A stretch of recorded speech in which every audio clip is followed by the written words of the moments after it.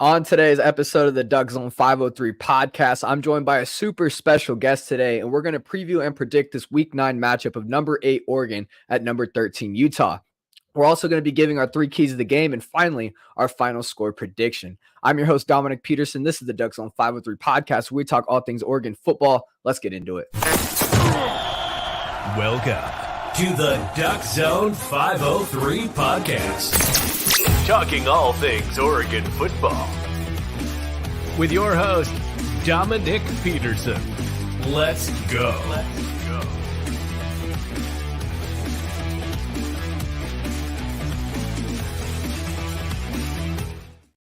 Welcome into today's edition of the DuckZone503 Podcast. The date is Wednesday, October 25th, 2023, and I am happy to be with you people. I'm joined with the super dope guest today, host of the Locked On Utes podcast, JT Wistrcill. We are here to preview the Ducks versus Utes. How are we feeling today, JT? Feeling fantastic. Great to be with you, Dominic. And this is just going to be so much fun, whether it's the Pat McAfee show will be live, College Game Day will be live, and you get the Fox Top team, Gus Johnson and Joel Klatt also on the call. It's going to be an epic weekend in Salt Lake City. So excited to preview this game with you. Oh, man, I'm just absolutely fired up for this matchup. No doubt about it. It almost feels like almost a must win for both teams. Now, not saying that if we take a loss, like the way Pac-12 is going, we could still see Utah or the Ducks, and whoever takes a loss maybe still stay in it. But this is pretty much almost a must win because both teams come in with a loss. They lost to some pretty damn good opponents. The Utes dropped a game against Oregon State 21-7 on Friday night. The Ducks dropped a game to Washington on the road, 36-33 on a missed field goal. Washington's currently ranked number 5. Oregon State's number 11 in this Week 9 AP poll. So not bad losses given the rankings of these two teams, coming in at number 8 for Oregon, number 13 in Utah. College Game Day, you mentioned it, will be in town, 12:30 Pacific time, kickoff, Rice-Eccles Stadium, where the Utes have won, I think, 18 straight home games, if I'm correct. It's 18 straight home games, and the streak actually goes even farther back. If you want to talk about their only loss that's occurred at home since 2018 was during COVID. And one of the things that makes Rice-Eccles Stadium so challenging to play in, of course, is the fans. I mean, you have guys like Kirk Herbstreit and Chris Fowler who come in and talk about how loud it gets inside Rice-Eccles Stadium. Those are the guys who go to the biggest SEC venues and call games all the time. It's how rowdy the fans are, and it's the way the stadium is structured. It keeps the sound in. So it's very tough to play there with the fans are. And Oregon will be attempting to do something that only Washington has been able to do since 2018, which is beat Utah with fans in attendance at home. Man, that's just a crazy, insane stat. That is wild. I've had Duck fans, travel to Rice-Eccles, especially, when you guys knocked the brakes off the Ducks just a few years ago. They said that place was deafening. The third down, it gets insane. And I have no doubt that this stadium, this environment is going to be just as hostile as what we see in Seattle, maybe if not more, just because what's on the line with this game. I mean, both teams have one loss already. This is it. If both teams want to reach the goals they have set out in front of themselves, this is it. So before we get started in the preview and prediction here, where can we find your work? Where can we find all your work covering the Utes and stuff like that? Yeah, make sure you guys check out the Locked On Utes podcast, talking about all things Utah football. You can find it on YouTube. Our social media handles are at Locked On Utes, and my personal one is at JT Wistrcill. Bam, there you guys go. Make sure to go tune in there. They do a great job on the Locked On Network. Shout out Spencer McLaughlin on Locked On Ducks as well. Does a great job there. Make sure you subscribe here as well if you want to get all things Duck. I give you 2 podcasts a week. I try to give you preview and predictions, recap, and analysis, plus something a little unique that we've been doing for a little while is I like to give the vlogs at all the home games. If you guys tune into that, went to that Washington game. So make sure you guys check out those if you haven't already. We talk Pac-12 ball as well, moving into the Big Ten next year. So that's going to be fun, giving you recruit interviews and much more content on our social media accounts. So make sure you subscribe, go follow. Trying to get to 1,000 subscribers. We're almost there. Appreciate everybody who does. All right. So let's just start with the story of your season here. Kyle Whittingham has been working his magic. It's been a plethora of significant injuries for you guys this season. Earlier this week, your guys' head coach announced that quarterback Cam Rising will remain out for the year. So you guys have lost so many guys. Just go down the line of significant injuries for us so Duck fans can really realize how much you guys are missing and still sitting there with one loss. Yeah, I love the picture you pulled up of Kyle Whittingham, because that is Kyle Whittingham looking at the injury report every single week because of just how many Utah players are out. I mean, let's start with Cam Rising. I mean, this is a guy who's a top 10 quarterback in college football. What's crazy is he's probably at best the fourth best quarterback in the Pac-12, but that's just how good the conference is at that position. But I thought he was that good coming into the season. Obviously, Shedeur Sanders has done incredible things, and Cam didn't even get a chance to enter that conversation. But Cam is the guy who's led this team to back-to-back Pac-12 championships. When you're talking about a guy who's just tough, who makes plays and just gets things done, Cam Rising very rarely popped up on SportsCenter top 10 or all these. He doesn't make the most dazzling throws. He's not Caleb Williams, but he is really effective. He can deliver the ball accurately, and he's very tough. Think about some of the rushing touchdowns he's had. He's had a couple against Oregon going back to the first Pac-12 championship. Not to open up any wounds. I'm not trying to get on you guys' bad side right away, but that's just the kind of player Cam is. And he's a winner. Kyle Whittingham called him one of the best leaders he's ever been around. And he hasn't played a single game this season. So that is a massive loss for this team. And it doesn't stop there. Brant Kuithe, one of the best tight ends in college football, had he been healthy. He was not. He hasn't played all season. Thomas Yasmin. You want to talk about a guy with a highlight reel? Look up Thomas Yasmin 2021 highlights. That guy makes these 40 and 50-yard touchdown plays like crazy. He is out for the season with injury as well. Micah Pittman was the guy who was brought in, who had chemistry with Cam going back to playing football from their earlier days. And I know you Oregon fans will know of him from his days with the Ducks. He only played a few games, and then he got a season-ending injury. Mekhi Bernard, Utah's second running back coming into the season, suffered a season-ending injury after the very first game, in which he was really good and looked like he was going to play a pivotal role in the offense. Even the fourth-string running back, Chris Curry, suffered a season-ending injury. And, most of the teams, maybe you'd stop there. Not for Utah, unfortunately, turning it over to the defensive side of the ball. Logan Fano, who was probably expected to be their fourth best pass rusher coming into the season. And then other injuries occurred. Some of those players now back with this team. Connor O'Toole, Van Fillinger missing games early in the season. Fano was the guy early on. He tore his ACL getting a sack in a game. Like, this is just the bad luck Utah's had injury-wise. And he was a really good pass rusher for this team off the edge. Now, they still got Jonah Ellis, who I know we're going to talk about for some of the things he does. And then the last one defensively, another one bites the dust for Utah, Lander Barton, who arguably played his best game as a Ute against USC last Saturday night, is also lost for the season. So several key starters and just critical players. And I already mentioned guys like O'Toole and Van Fillinger. There are other players throughout this roster that have missed time and missed games this season. Yet here Utah is 6-1. Kyle Whittingham is an incredible head coach. Utah's coordinators and Andy Ludwig and Morgan Scalley have also done a fantastic job. And despite all those injuries, here they are, ranked 13th, coming off a win against USC. It's going to be very hard for Utah to beat Oregon because of all those injuries I just listed. But this team being at home and with the way they've been playing together so far this season, they're going to have a chance. Yeah, man, I got to be honest. I have a lot of respect for Utah and, Kyle Whittingham. You guys, two-time Pac-12 champs now. Mm-hmm. You guys have dealt with so many injuries. And I've been telling people, make no doubt about it. If Utah was fully healthy to begin this season, I believe they would be easily in college football playoff contention, undefeated, probably top 5 right now. I mean, it's almost like magic what Kyle Whittingham is doing with that staff and, what they're doing with this year at Utah. You guys, you guys just beat the media darling of USC over and over again. Oregon's got their fair share of that a couple seasons ago. The Ducks beat the Utes in a close one last season at Autzen Stadium. 20-17 was the final there. Now we go into this year's matchup of Ducks versus Utes, and we got everything on the line with College Game Day there. This is now the second time in 3 weeks where the Ducks will be in attendance with College Game Day, both times on the road. This is going to be absolutely electric with everything on the line. Both teams can't lose. Both have one conference loss, everything in front of them. JT, would you say this is possibly Kyle Whittingham's best coaching year while at Utah, given all the injuries and how well you guys performed this season? I'm going to say yes. I'm sure there's maybe a season I'm forgetting, but I just can't remember a team beaten bit by the injury bug like this. And it's happened before in college football, but remaining competitive. And not just remaining competitive, being really good in a tough out. You mentioned Utah potentially being a top 5 team. Look, the Utah defense held Oregon State to only 21 in Corvallis. So if Cam Rising plays in that game and he's the Cam Rising of old, I would assume Utah wins that one and thus would be undefeated because, of course, Cam Rising would have just beaten USC.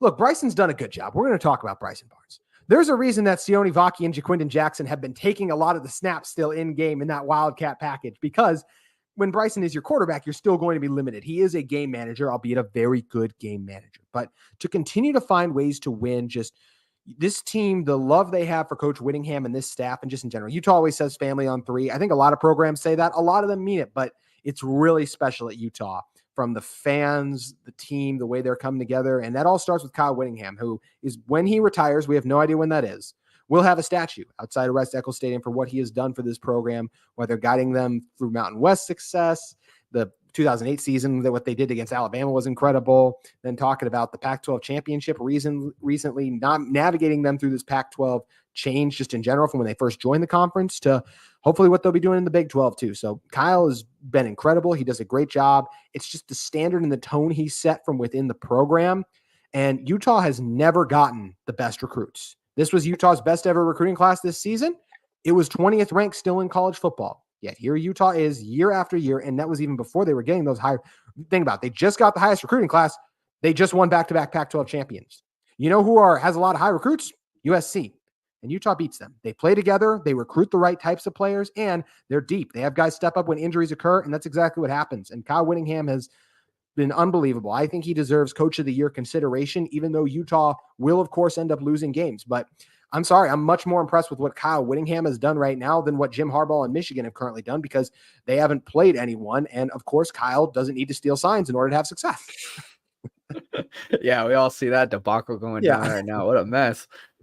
Kyle absolutely deserves all the praise he gets. And, probably, in my opinion, the best coach in the Pac-12 right now, the most experienced and definitely knows what he's doing. Let's talk about this Utah offense a little bit. Now, on paper, it really isn't the prettiest for the Utes, but we all know that's not where games are played. You look at last game, Bryson Barnes probably, had the game of his life against USC, throwing for 3 touchdowns, using his legs, showed shades of skill like Cam Rising back there, to be honest. Let's start with the quarterbacks. Bryson Barnes, you guys got Nate Johnson. Both have played significantly for you guys' team. Both have kind of different play styles. Break them down a little bit for us. So you guys will, unless something crazy happens, you won't be seeing Nate Johnson. Nate Johnson has kind of been phased out of the game plan ever since he really struggled against Oregon State. Nate is an incredible athlete, but Sione Vaki is a better athlete. And Sione Vaki has taken all of those Wildcat snaps now. So Nate is the true backup. If Bryson gets hurt, Nate will come in. Nate is a running quarterback that Utah did not want to run against Oregon State because Kyle Whittingham, for as much as I love him, is ultra conservative and was worried about his fumbling problem, which had popped up a little bit. So if an injury occurs and Nate gets in the game, expect a running quarterback who can make a couple throws, but he's not a drop back passer. When you're talking about Bryson Barnes, I think the first word that comes to mind to me is toughness. And I just can't believe how many hits that dude continues to take, get up, and still able to make plays for this team. He is willing to hang in the pocket and get blasted to complete a pass. Bryson is, I say this all the time on my show about Bryson. Bryson will never be like the reason Utah wins a game. Bryson will always be part of the reason. Bryson will not put the team on his back, but if the offensive line is doing their job, if receivers are getting open, if the run game is going, Bryson Barnes can make throws. He will miss throws at times too. He is still a backup quarterback, but I believe he's one of the best. He does not turn the ball over for the most part. He did have that pick 6 last week, but even on his pick 6, wasn't a clean pocket. Satawa Laumea, Utah's right tackle, gets beat off the edge, and Bryson just tried to get it away before getting smoked. Can't throw that ball, but if you're assigning blame on that, first and foremost, I would assign it to Satawa, who got beat way too quickly there, and it was a 3rd and long that Utah needed to have. So we talk about Bryson. He's capable of making a couple of deep plays. His first completion of the season opened week 1 of college football season. The 70-yarder he had to Money Parks was incredible. And that's something I like when Utah does a lot, when, you get the play action game going a little bit. And that was just the first play of the game, but you leave extra guys in the block. And I think that is something I want to see Utah do in this game, especially because I think the Oregon front 7 is really good. I think this entire Oregon team, Kyle Whittingham said this Oregon team doesn't have a weakness. I agree. I don't think they have a weakness, but I think there are plays to be had potentially in the secondary. I think Utah's receivers but Utah's passing game hasn't been the best. So that's where they might struggle. But I do think there could be opportunities there if Bryson can make accurate throws. He's shown the ability to do that at times. Really got Vaki involved in the passing game a week ago. So when you're talking about Bryson Barnes, you're talking about a very smart runner, very good at recognizing when there's opportunities to run, and a very capable backup quarterback of making a few plays. I think about his touchdown to Landon King last week. Pressure came up the middle, rolled out to the right. Landon King was going off script. He came back over, flowing to the ball, and makes a touchdown pass there. So Bryson is capable of making throws, but Oregon's goal should absolutely be to get Utah on as many third and longs as they can, because that is not where this Utah offense is comfortable in, because Bryson, while a solid quarterback, as I mentioned, is still not that good of a drop back passer. He can make some plays, but it's against this Oregon defense. If he has to do it time and time again, that's where I think Utah will struggle. So their goal should be to get them in manageable, a lot of 2nd and 5 situations like that, where the play action game will be available to him, and it'll set Bryson Barnes up for success. Once again, Bryson can make throws, but if the game falls in Bryson's shoulders, that's where Utah will be in trouble. Yeah, Bryson, and it feels like this Utah offense overall is kind of getting in that midseason form, starting to get a little more consistency and starting to get a rhythm now. So this is something to watch. If you're Oregon, the next opponent up, they have a lot of confidence. He was slinging it. Now, I get it. This is not, Oregon's defense is a lot better than USC's defense. So it's not going to be like how it kind of looked, but still, the way the offense was moving it, the way they consistent, it was better than I've seen the Utah offense, from this point. So their best been really impressive. 100%. The Utes, we all know what they really like to do. They like to pound that rock. They always have a dangerous runner in that backfield. Well, this is another year where they got a bell cow back there. Jaquindon Jackson, standing 6'2", 228 pounds, averaging 5.2 yards per carry.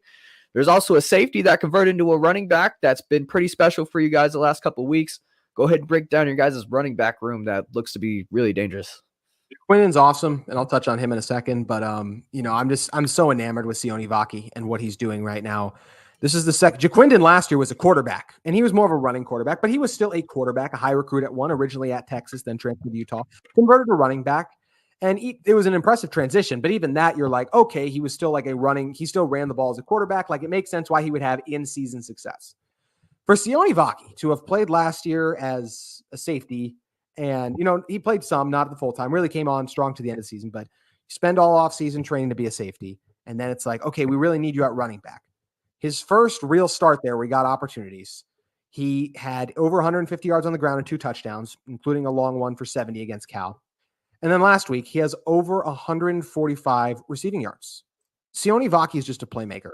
Watch his second touchdown. The cut he makes is one that most players who play running back their entire life at the collegiate level can't make. The ability, the breakaway speed, the shiftiness, the quickness, and he's tough too. He is more than capable of dragging defenders with him for a couple extra yards too. He's not as physical as Jaquindon, I'd say, but he's very tough, and he's an elite safety too. So Sione Vaki's incredible. He's the chess piece that Utah is going to be constantly moving around, trying to get different matchups. Like last week, it was USC's linebackers really struggling to cover him on those wheel routes. I expect Kyle Whittingham to try to find those matchups again that allow the speed of Vaki to be a game changer. So Sione Vaki has been exceptional for Utah, and Jaquindon Jackson really starting to get healthy. So tough. I love Jaquindon's vision. He's powerful. He can run through guys, makes good job reading the holes, hitting those. I think he's a guy who can bounce runs to the outside and have success too, and really didn't wear down at all against USC. So Jaquindon Jackson is the hammer. Sione Vaki kind of brings that speed element, and I think this is a really elite backfield that I'm excited to see what they can do against an Oregon front seven that has some playmakers in it. Yeah, I believe that Oregon's going to be playing a lot of one-on-one coverage, load in the box, forcing guys to make a play deep, like you said, trying to make those quarterbacks, Bryson Barnes, beat you. Oregon has been decent against the run, not terrible, but also not elite.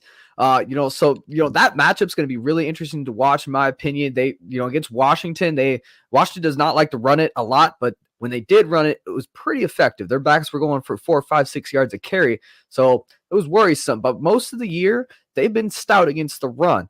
If Utah is going to win this game, I believe they're going to have to make a few plays in their pass game. I don't think you can beat the Ducks, just being one-dimensional. Who are some of the receiving threats this year for Utah? Receiving threats for Utah have been minimal, but Bryson has started to come on stronger, giving the passing element a little bit of a boost. Devon Vele is still the guy to worry. I think that defenses have to worry about coming off his best game of the season. Devon is a guy who obviously came back to play with Cam Rising. So the fact that just what happened with Cam is very unfortunate for him. He's a guy who could have gone to the draft last year. I don't know if he would have been drafted, but Devon, big body receiver, capable of making those contested catches. He's a solid route runner too, like the length with the big catch radius on the outside.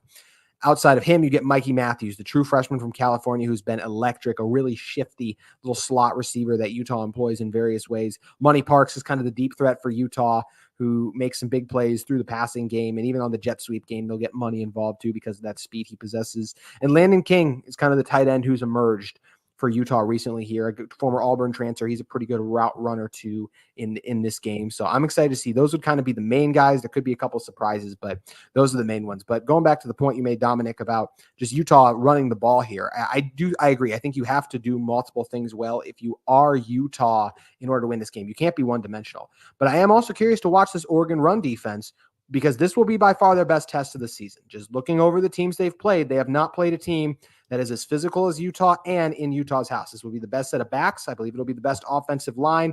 That's a push. Maybe them and the Huskies. But from a run blocking standpoint, I don't think that's bad of me to say that Utah might have the better run blocking offensive line. So I think that'll be a very fun battle to see, is how often can Oregon put Utah in 3rd and long.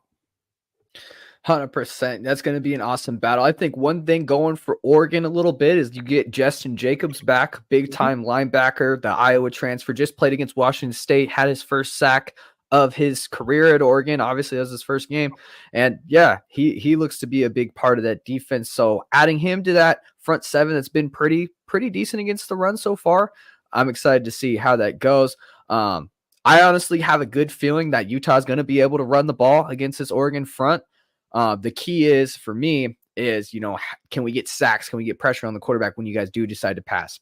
You're going to be back in the box too. Like Oregon knows that they're like, it's okay. We can leave guys one-on-one. We'll see if they can create separation, see if Bryson can make the throw. Like, you guys will be putting 8 guys in the box, potentially even more on certain running plays where it looks that way, because why would you not try to stop what this team does exceptionally well and what they want to do, and then put them in a position where how frequently can Bryson make those 3rd and long throws? I'll say one other thing about Bryson Barnes. He got the start against Florida. Him and Nate rotated in. He got benched against Baylor, and they gave Nate Johnson the job because late in that game, Nate Johnson led them down the field with the touchdown drive. Now, I think Utah overreacted to that because Bryson gives them the best chance to win. We saw that against UCLA and against Oregon State, how much Nate struggled. But there is a reason that Bryson has not started every game this season for this Utah team. Coming off a good game against USC, this will be by far the best defense he's played this year. So let's see how he does it when the coverage is going to be a little bit tighter too. 100%. We're here with JT Wistrcill of Locked On Utes. I'm your host, Dominiqk Peterson, host of the DuckZone503 Podcast. We're previewing number 8 Oregon at number 13 Utah. We got college game day here. If you guys want to support the channel, you guys really love this podcast, here's a way to do it right here. What's going on, guys? It's your boy Dominiqk Peterson, host of the DuckZone503 Podcast, where we talk all things Oregon football. Very excited to announce we just launched our very first merch store. Men's and women's t-shirts, hoodies, sweatshirts, stickers, phone cases, mugs, and cups are all sold at DuckZone503.creator-spring.com. If you want to go grab one of those today, that's DuckZone503.creator-spring.com. Store link will be in the description below as well. All right, guys, store link in the description if you guys want to go grab some merch. Appreciate everybody who does. Again, this is a fan-based podcast for the fan. If you guys want to show any type of support for an independent podcast, there's your way to do it. Appreciate everybody who does, and go Ducks. All right, guys, let's get into it. We got number 8 Oregon at number 13, big-time game. Let's talk about this Utes defense that has yet again for another year been phenomenal. This Utes defense coming in as the number 14th total defense in the country. Matter of fact, the Ducks have the number 20th total defense in the country as we speak. So this has the making of a total slugfest. What the Utes do best so far this season statistically is shutting down opponents' run games. They come in at number 5 in the country at stopping the run. The Oregon offense and Bo Nix really rely on that run game to get this offense going. Now, we all know Oregon's one of the most balanced teams in the country. They don't just have to run it, but a big part of this offense is, getting those play actions, those RPOs going for Bo Nix, is getting that run game to be respectable. So who are some of those front 7 guys that will be trying to disrupt things for the Ducks, JT? Number 1 would be Jonah Ellis. Jonah Ellis has more sacks than anyone else in the Power 5 currently, and he's second in the FBS. Utah last year really needed a number 1 pass rusher, and no one was able to step up. That has not been the case this year. Jonah Ellis is a force to be reckoned with off the edge. We know how good this Oregon offensive line is, so it's going to be a great battle to see if he's able to get home. But Jonah's got everything. I think he's got bend. I love the way he uses his hands, and he has one of, if not the best spin moves in the country that he's used to beat multiple elite offensive linemen so far this year. So Jonah can really do it all. He is the true game wrecker, but this defensive line is deep. I mean, you're talking about guys in Van Fillinger and Connor O'Toole who, coming back from injuries, the 2 games they've returned, they each have had a sack, at least one in each of those games too. So you got strong edge rushers. You got 3 guys who can rush the passer, which you always need multiple to be able to do that. Defensive tackle wise, Junior Tafuna has played some of his best games of his career early on against Oregon, and he's just continued to grow and be a monster for this team in the middle. Keanu Tanu-Vasa's really come on strong for Utah. Both he and Tafuna do a great job taking on double teams and pushing the pocket from the interior. Samote Pepa is another guy that I really like, a big physical presence. He's, from a size standpoint, the biggest defensive tackle Utah has, and he is just another guy who's just a load to handle on the interior. Aliki Vaimahi, David Fotu, also very tough presences there along the front 7. And when you're talking, or defensive line, when you're talking about the linebackers, mentioned the loss of Lander Barden, it's crushing. But Karene Reed has been really good. When you go back to the pick 6 he had against UCLA, just flying all over the field, making plays, does a great job reading what an offense is trying to do and beating them to those spots. And Leavani Damuni, who'd been playing some this season, actually, I shouldn't say some. He's been playing a fair amount, but was the 3rd linebacker. That's a guy who was an all Pac-12 linebacker a year ago. Now we'll be starting next to Karene Reed without Lander Barton out there. The Utah linebackers are still going to be very potent. It's what I talked about at the beginning of this episode with this team's depth and how they're able to have those injuries and still stay so efficient. Probably the weakness of Utah football a year ago was the front 7. It might be their biggest strength this year. That's how good the unit has been, and I am so excited to see them go up against what I believe to be the best offensive line they will have faced so far this season. And because of how well they get after the quarterback and stop the run, I think they're up for the task. It's going to be a great back and forth battle between these 2 potent units that the Utes and Ducks have. Yeah, the Utes defense has been very good this season. But there is just one stat that makes me scratch my head. You guys are last in the conference when it comes to giving up explosive plays, a total of 11 plays of 40-plus yards given up by the defense. Who are some of those guys in the secondary for you that you feel need to step up and not let that happen against Oregon this week? The first one I was going to mention was Miles Battle, and you still need to do it against the best. But I will say this. That USC offense is pretty good, and he's coming off his best game. Even Kyle Whittingham said as a Ute. So you're feeling a little more encouraged about that. Another thing I would say with this Utah defense you're feeling encouraged about is guys like Zamiah Vaughn, who I'm really excited to watch him go at it with Troy Franklin. I think that is just going to be a sensational matchup between those 2 elite playmakers. JT Broughton's a veteran, been here for a while. Cole Bishop is, he's a stud. He's incredible. When you talk about his ability to play in the box or play downfield, to just a guy who's always flying around, one of the best tacklers in space in college football, in my opinion. Great job of reading the defense or offense, good speed out there too. And you get other guys like a Nate Ritchie, a Sione Vaki. Well, Sione's been sensational. We'll see how much we see of him defensively. They mentioned they might try to lessen his role, but another guy is Teo Johnson, who's really starting to emerge as a defensive back too. So there are some playmakers back there. And yes, Utah has given up a couple of explosive plays this season, but going into the Oregon game, going into the USC game, they had only allowed 74 points on the season. It's the lowest a Utah defense has ever allowed through 6 games. So you're talking about a Utah defense that does have studs. They've given up a big player too, but they've also held on strong. And even when they get gashed, they'll still force punts because they're so good at creating those negative plays. And every defense is going to get beat, especially when you're dealing with elite offensive weapons like the Oregon Ducks have. But I do think there's a lot of reason to believe that Utah can really give Oregon offensively some problems. Yeah, 100%. And your guys' red zone defense is elite. I think they've only allowed 15 red zone trips and have allowed 7 touchdowns. So they've only have 2 games where they've allowed teams to score multiple touchdowns, and that was against Oregon State and USC. And yes, those are the 2 games those are 2 of the best teams they played. But that means UCLA, Baylor, Florida. Actually, Cal did score 2 touchdowns, but they only got to 14. They've held every other opponent outside of Oregon State and USC under 15. In college football, that is really hard to do, and that's where this Utah defense has just been so impressive. 100%. Overall in this game, are there any matchups on the field that you specifically feel Utah might have an advantage? You think there's anywhere that Utah can attack Oregon and be successful? Right now, I do like Oregon's offensive line. I think they're really good. And this is where it's not even as much as maybe I would say Utah has a slight advantage. I just think it's best on best. So like I think the Utah defensive line is going to win some reps. I also think the Oregon offensive line is going to win some reps. I think it's going to be a great back and forth battle. I saw Bo Nix has only been sacked 4 times this season. I would be surprised. I think Utah gets 2 to 3. I would be surprised if they were shut out, were 0. I know that's a lot, but once again, like you are talking about a guy who no one in Power 5 football has more sacks than a pass rush that has been really elite. They do force coverage sacks too throughout the season, and you're getting them at home where they're very tough. This Utah defense also played one of their best games of the season last year at Oregon, and Bo Nix was hobbled in that game. That does deserve to be mentioned, but still, I think if Utah every chance to win in that game, and as much as I love Cam Rising, that was the worst game Cam Rising played in his career. Ended up with 3 or 4 interceptions, whatever it was. So I do think the defensive line is going to be able to win some matchups. I do expect the Utah defense, especially from a running standpoint, they started off slow stopping the run. I expect them to be stronger throughout the game. I do think the defensive backs will hang in well against the receivers. I just think these are 2 such good teams. Like obviously the biggest differential is quarterback. Bo Nix is so much better than Bryson Barnes. But outside of that, I mean, I just see elite and some of the best playmakers at their position on both sides of the ball and both teams too.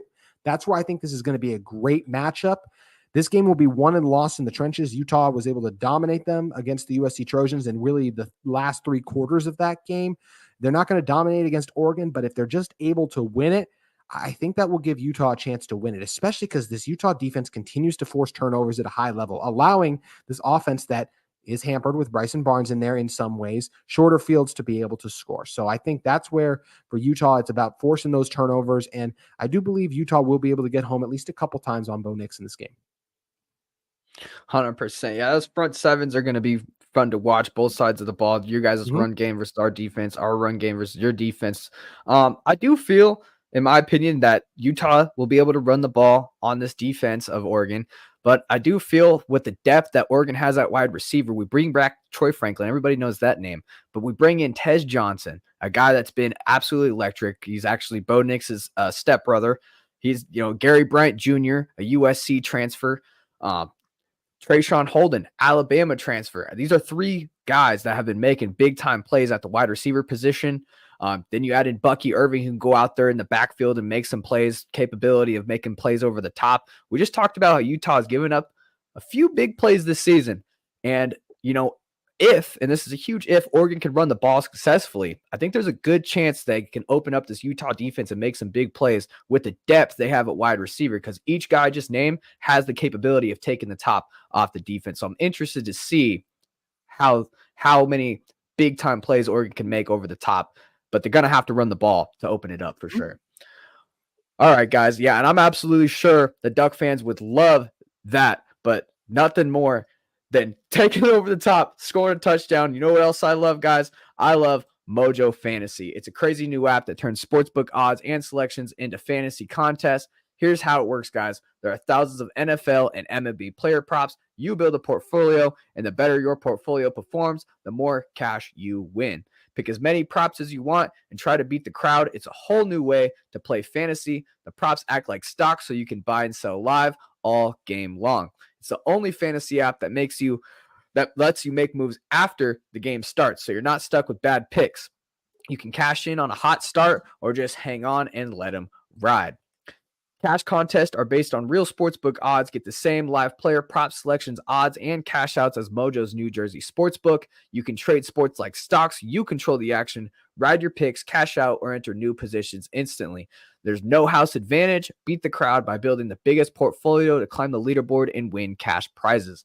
That's it, guys. Make picks, make moves, make money. Download now on the Apple App Store and use my code DuckZone for a 100% deposit match up to $100 for your first time deposit. Link in the description for more. All right, JT, it's time. We're going to give our 3 keys to the game for this big time matchup. Number 8, Oregon at number 13, Utah. So JT, I'll let you start. What does Utah got to do? 3 things they got to do in this game to get the win. I think the first thing is kind of what I talked about. You have to win the line of scrimmage if you're Utah. This Oregon offensive line and the defensive line are both impressive. And when you have a quarterback like Bryson Barnes, he can sometimes escape pressure, but also most of his interceptions have come when he's gotten pressured. And the worst half he's ever played was against Penn State when Utah's offensive line got eaten alive by the Nittany Lions in that contest. So I really think this is one where Utah has to win the line of scrimmage, establish the running game, move the ball on that elite front seven that Oregon has, because if you don't, you're just putting Bryson Barnes in a position where he has to be the hero. And I just don't, he's not that guy.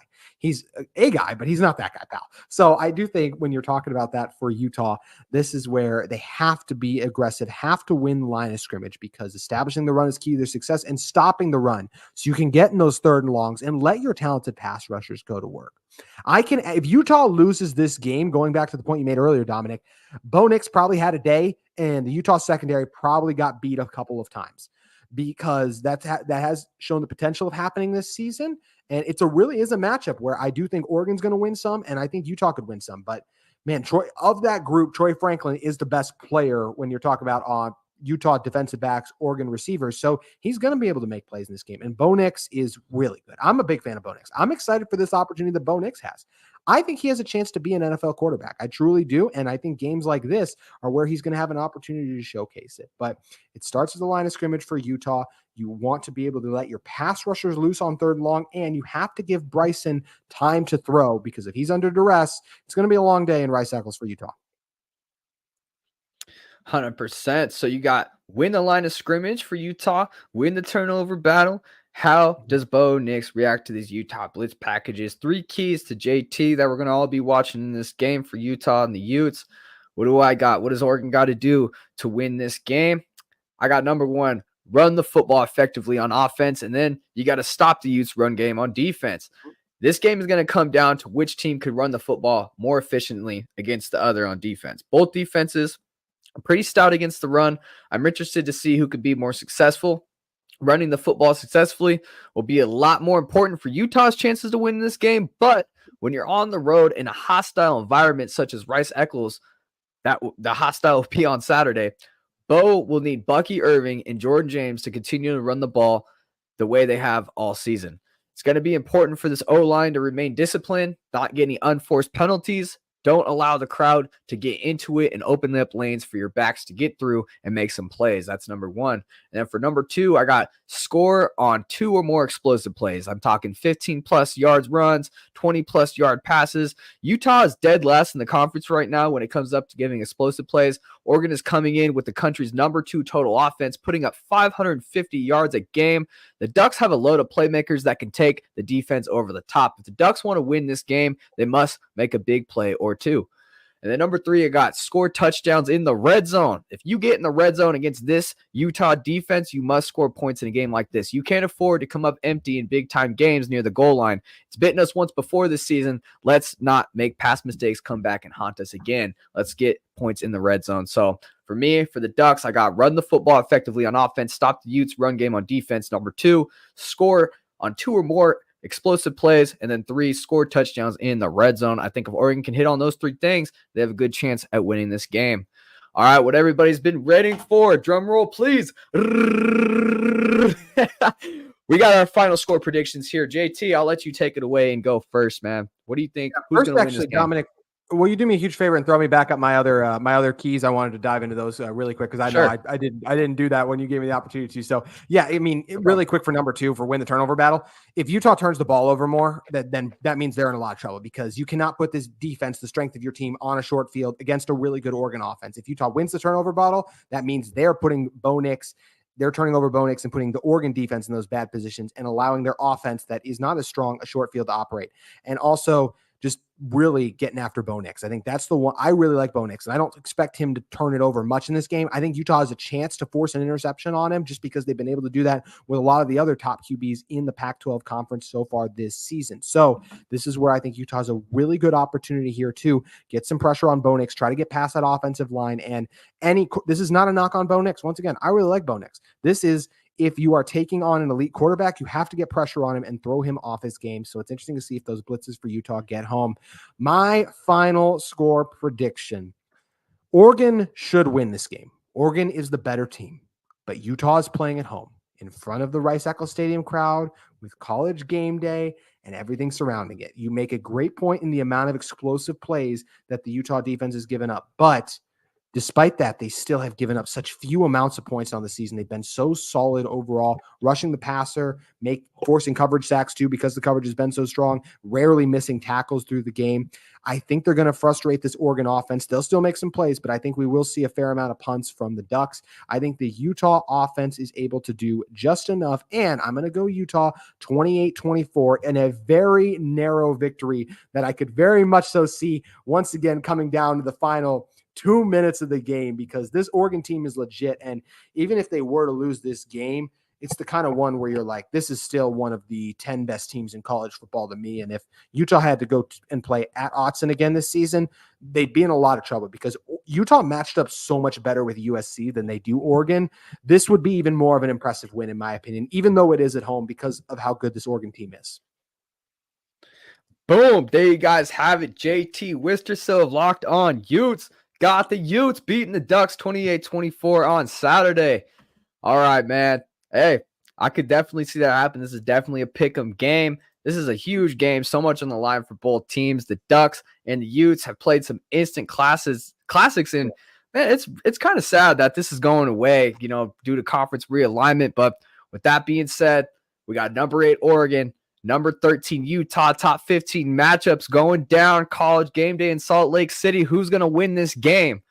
Oregon is coming into this game as one of the most balanced teams in college football, guys. They can run, they can pass, they have skill positions player.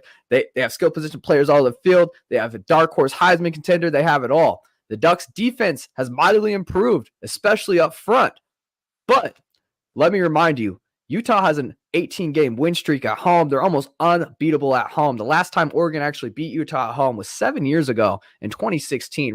Rice-Eccles hasn't been too friendly to the Ducks the last couple of years. Utah's coming off a big-time win over USC, and I'm not going to lie, Bryson Barnes and this offense look like they're gonna start hitting their stride.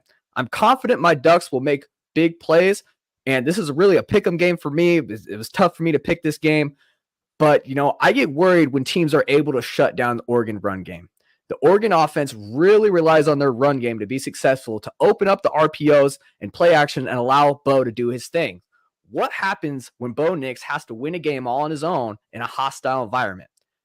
If you've been watching the podcast since the preseason, I actually picked the Utes to win this game, and I told everyone that this would be the hardest game the Ducks will have to play this season, and I stand by that statement today. Duck fans are going to hate me for this, but give me the Utes over the Ducks in this one. I got Utah 32, Oregon 28.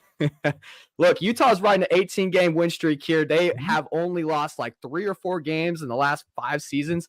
This is a very difficult place to play, and now you're giving them game day. This place is going to be rocking. The Utah offense is midseason form. They have a run game that I believe can move the ball on the Ducks, and I think they will do just enough on defense to get the win at home. Attack my mentions, my comments all you want, Duck fans, but this is my prediction. And hey, if the Ducks win, give me all the hate you guys want. I understand, but this is my prediction.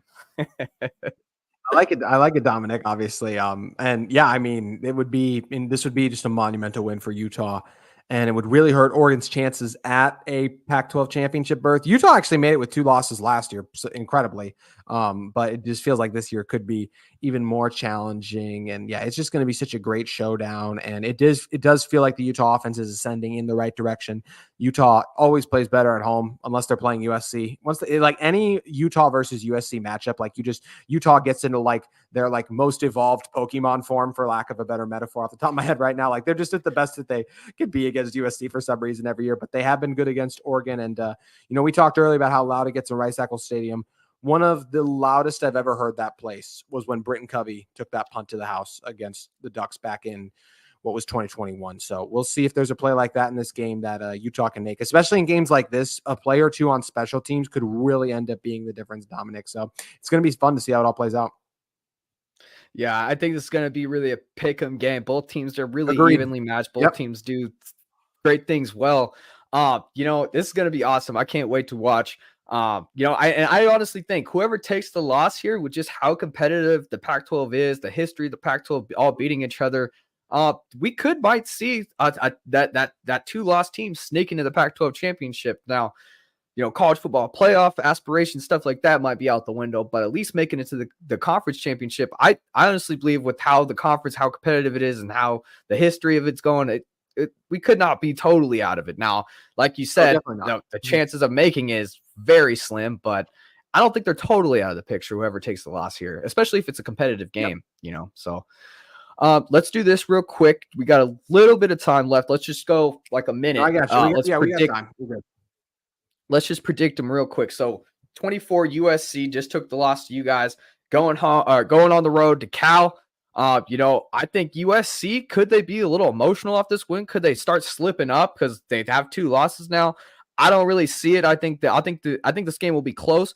I think Cal will give a run for their money. I think Cal sees blood in the water, but I think Cal will get the win. USC will get the win in a close one. What about you? I think there's just this whole nomer around USC that, they are eliminated from the playoff, but they are very much still in the thick of the Pac-12 championship game race because of the fact that they only have 1 conference loss, which is going to be a huge theme coming down the end of the season. I think Caleb Williams, Lincoln Riley, I think they're ready to unleash, and I feel bad for Cal because I think it's going to be on them. And some of the criticisms leveled at Lincoln, especially, I think were unfair because some of the running game stuff, yes, they got away from it a little bit, but there were also fumbles and they did try to run it and then it would just go for make it a 2nd and long. So then you're not even able to. So yeah, I think USC takes it to Cal this week, unfortunately. And I do like what the Golden Bears are doing. I think they have some positive things in their program going, but it's USC. It's the reigning Heisman Trophy winner. Okay. Boom. We both got USC in that one. And then we got Washington at Stanford. Washington didn't put up a very great performance last week. I think, Stanford's probably one of the worst teams in the conference. I think Washington's going to give them a bloodbath on the road.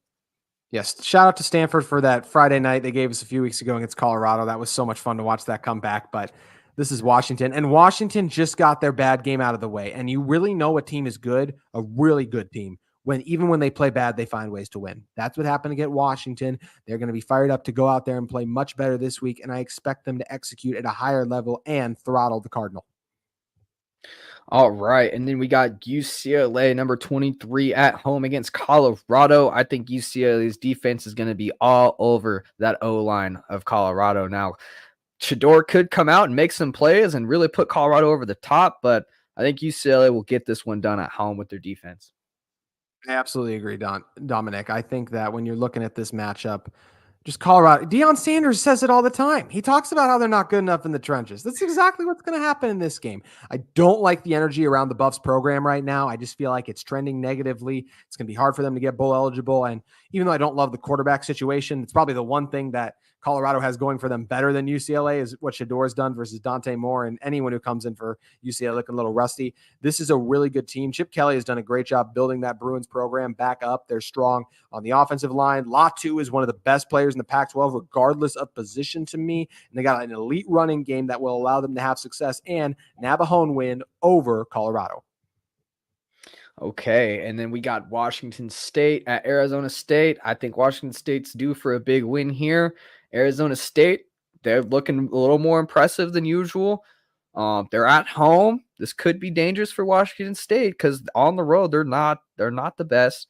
But I think Washington State will get it done. Washington State got so close to being ranked in the top 10, and then it's fallen apart since, of course, because of the tough opponents they've played and then some of the disappointing losses too, but I do think Arizona's a pretty good team this season. I mean, yeah, I know they're 4-3 down there, but Coach Fish has really got that thing going, and Fifita has really emerged, as we'll discuss in a moment. Some of the throws that Cam Ward made last week against Oregon were just incredible. I mean, he's a guy I'm very curious about his NFL future because he's by no means a first-round pick. But if he gets in the right organization, stash him, develop him a few years, I really think he could be something. And I think this is the kind of game where you continue to see that talent. This is a really good Washington State team that's taken some rough losses, and I think they come out fired up against the Sun Devils, and I do think they get back on the winning track. Bam. Okay, and then we got Oregon State, number 11, at Arizona. This one, it's easy to go Oregon State here on the road, but Arizona being at home, the way they've been playing, I'm just going to go ahead and pick them here. I think Arizona's going to make some surprise wins. Give me the upset over the Beavs, Arizona. Not so fast, my friend, to quote Mr. Lee Corso, who will, of course, be in Salt Lake City this week. I am going to have to take the Beavs. I really like how DJU's playing right now. I think he got even too much criticism early on in the season from some people, even in the loss.